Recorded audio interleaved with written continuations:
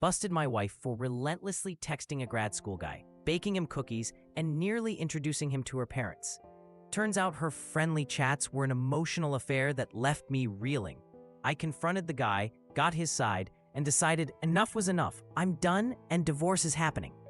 My name's Daniel, 32 male, and I've been married to my wife, Lauren, 29 female, for nearly 3 years. Just a few months ago, we picked up our whole lives and moved across the country so Lauren could start grad school. I landed a decent job to keep us afloat and have pretty much handled the majority of our expenses since the move.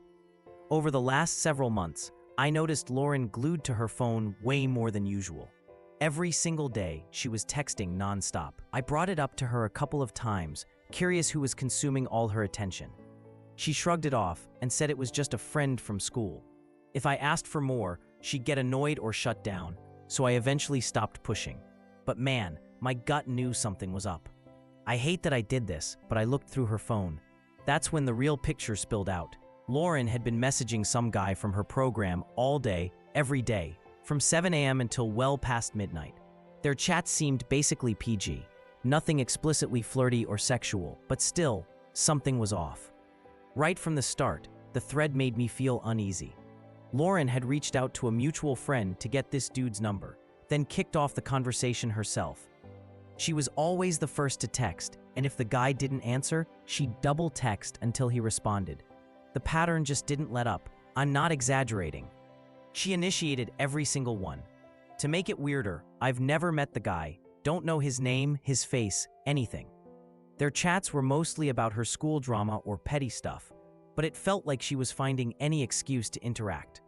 They also hung out a lot in person, mostly at school, playing some card game together. Lauren even ditched me during dinner one night to run back and play cards with this guy. It didn't end there. She invited this guy for one-on-one hangouts, school, the bar, wherever. Then one weekend, her parents came to visit. Lauren tried to get this guy to join them at a bar. The meetup didn't actually happen, but she really pushed for it. And the cookies. Lauren loves to bake, but I remember one night she baked a type I'd never seen before. I figured it was for some party. Nope. The texts made it clear. She baked them just for him. She even stepped out in the rain because I had the car, walked to buy ingredients, stayed up baking, and dropped them off at his place, then hung out there for 2 hours. She did swing by the party after, but only for a quick hello. What stings even more is the comparison. I'll admit, I'm a little sensitive because my job doesn't make much.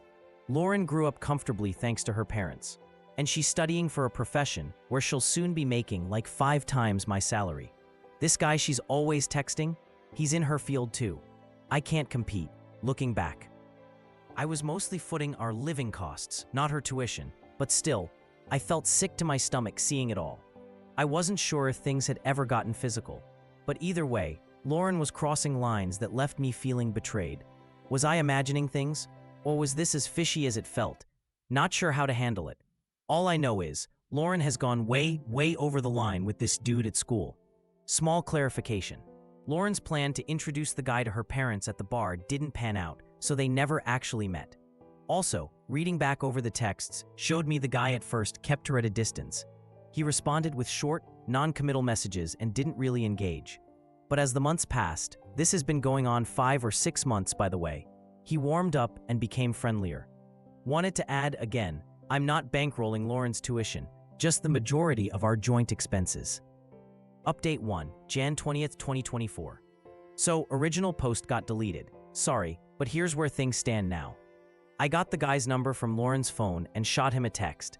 Hey, this is Daniel, Lauren's husband. I know something's up between you two and I'd appreciate your honesty. Surprisingly, he replied quickly and suggested we grab lunch, in public obviously. We met up and honestly, the dude's 23 and good looking. I started off by just asking for his side of the story. He was straightforward, started with saying nothing physical ever happened, and I believe him. He seemed genuine and told me he never wanted to get involved with a married woman. Here's the story he gave me, in his own words. Pretty much, he noticed Lauren at the start of the program because he found her attractive, but didn't check if she wore a ring. Apparently, not something he normally does since most people his age aren't married. When he first talked to her, she showed a lot of interest. No signs at all she was married or dating anyone. When she found out about his job offer post-grad, she over-celebrated. They talked more over the next couple days, and he asked for her Instagram. She hesitated, but gave it. Then, when he followed her, he discovered she was married. He was taken aback by how she'd been acting and decided to step way back. After he cut things off, mutual friends said Lauren acted almost offended he stopped talking to her once he knew she was married, which he found odd. There was some drama, so he avoided her for about a month. But eventually, he decided it was silly to stay tense, so he paid her a compliment just to smooth things over. Lauren, apparently, was thrilled about that and started telling people they were friends again. He found that odd too. He just wanted to be polite. Shortly after making up, he got a message from Lauren. She'd gotten his number from someone else, which he said was the third odd thing so far. At first, she texted only occasionally.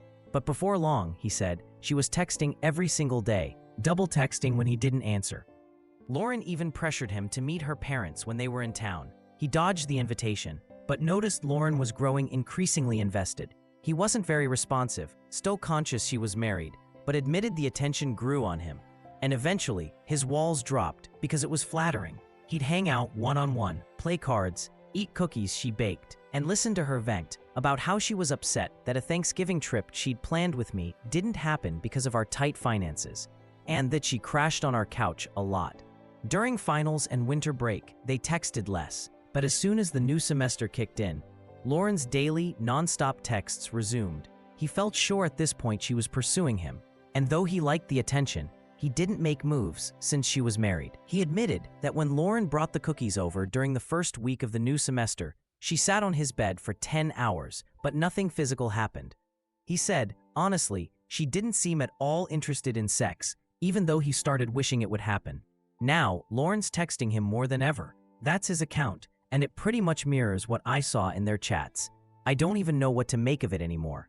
Feels to me like Lauren's playing the long game, trying to charm him into falling for her before dumping me. I appreciated the guy being upfront and willing to meet, and I honestly do believe him. But yeah, this feels beyond repair. I'm planning to talk to Lauren in person tomorrow, but I don't think there's much she could say to change how I feel. This is the end. I'll update more if I'm up for it. Update 2, January 22nd, 2024. Original post is gone, but the summary above holds up. Had the conversation with Lauren yesterday, and well, it's finished. Surprisingly, the guy never tipped her off that we talked, which I respect. I sat her down at the dining table and laid it all out. The emotional affair, the cookie saga, her covering for him as just a friend, trying so hard for him to meet her parents, the compulsive texting, all of it. When I pointed out that it looked to me like she's completely hung up on this guy, potentially even planning ahead to replace me, Lauren just started bawling. Part of me fell for her, but honestly, not all that much. She said she just liked the attention and swore there was nothing more to it, insisting she would cut him off immediately. I just shook my head. She started begging for couples therapy between sobs, but I told her it was already too late for that. At that point, it didn't matter if she'd slept with him or not. The emotional connection was enough to destroy my trust. I told her I'd be contacting a lawyer this week and that she should do the same, then got up and left while she chased after me. I just couldn't stay in the apartment and risk her trying to talk me into staying. While I was gone, she called and texted non-stop, but when I returned, she was just a wreck. Her parents called today too, but I ignored it. I haven't kicked her out. I haven't decided what to do about that yet. I don't want her to end up being this guy's or anyone else's responsibility. Now I'm just sort of numb. Feels so bizarre how quickly something that lasted years just splinters apart. I crossed the country for her sake, and now I'm just here. My friends and family, they're all still back home. Maybe I should have seen this coming. Our relationship wasn't perfect. I was too busy with work, and Lauren seemed to jump at every school event without me. Like 95% of the time, I wasn't even invited. She was rarely home, but if I ever asked, she blamed it on studying. And well, who am I to argue with a grad student?